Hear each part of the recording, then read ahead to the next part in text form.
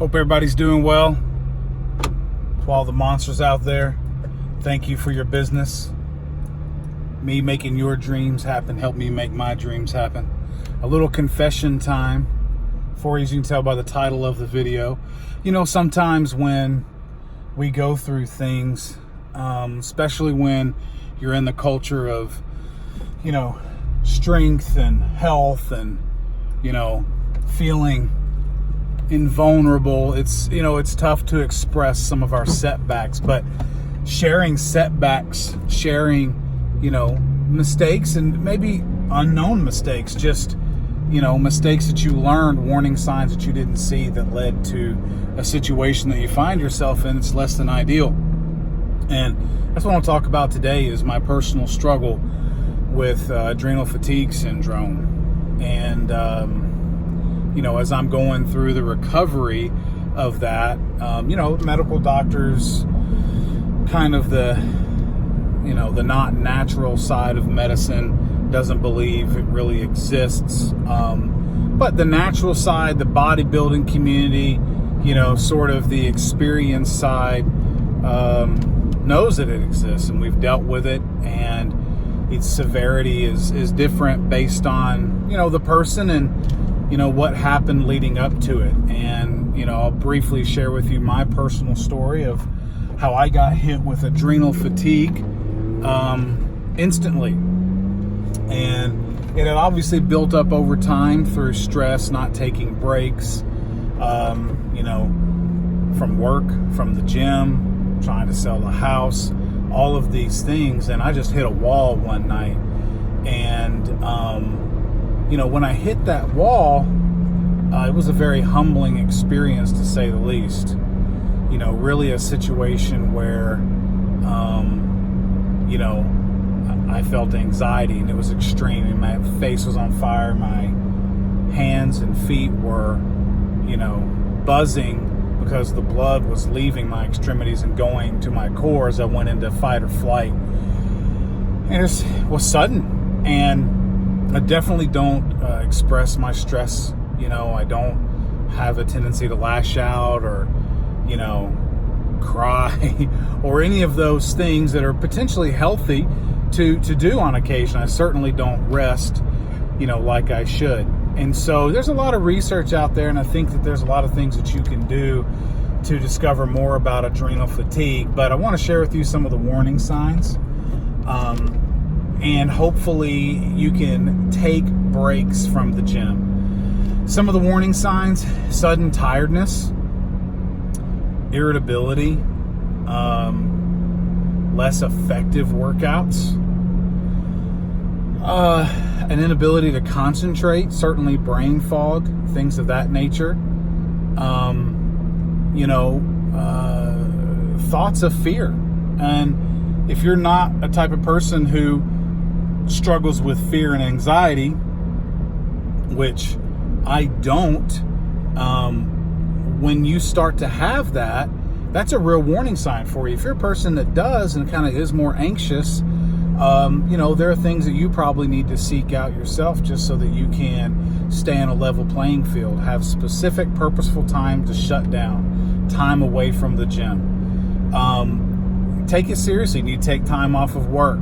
If you start seeing some of those early warning signs, just be careful, because it hit me so hard that literally the only relief I had was, during prayer and worship, and that was it. Outside of that, it was, fear. I mean, what if I don't get over this? I'm going to lose my job.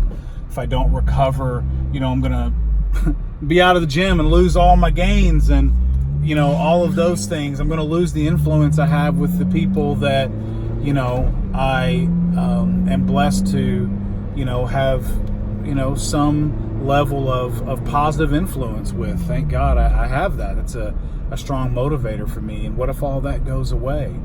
The biggest lesson I learned during this is turning to the Lord and spending that time in prayer and really relying on Him. Definitely did a lot of research.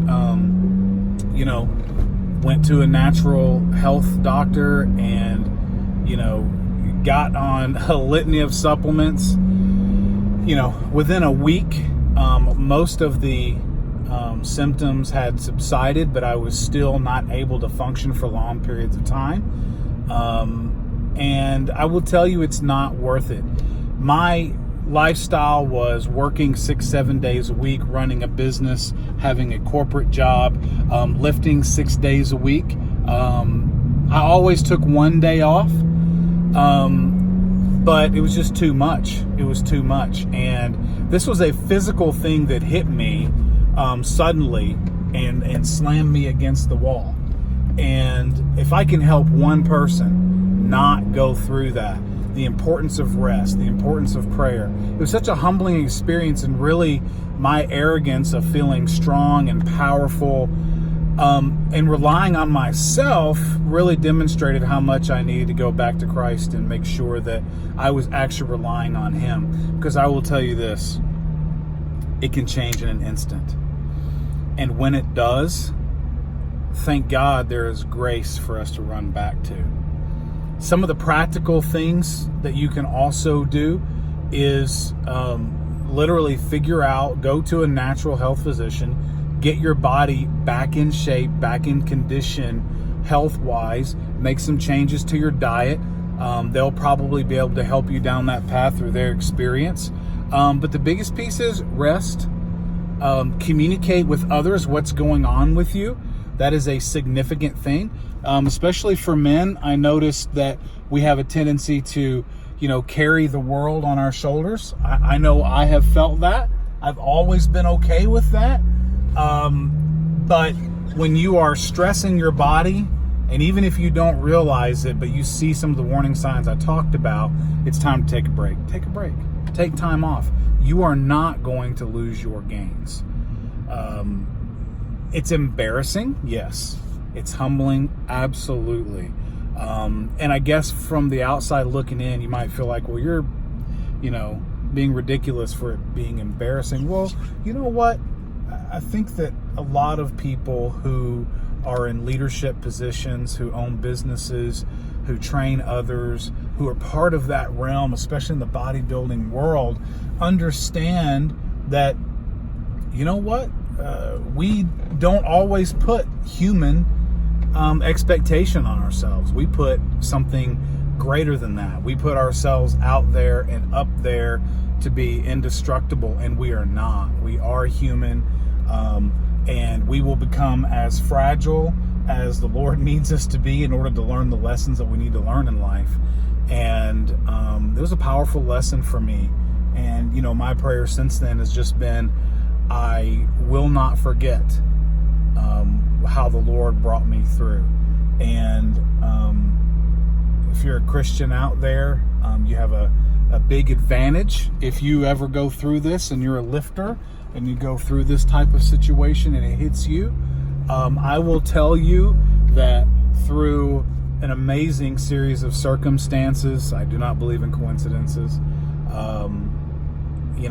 one of the greatest things that got me through this was one of the greatest songs, if not the greatest song ever written, and that is It Is Well.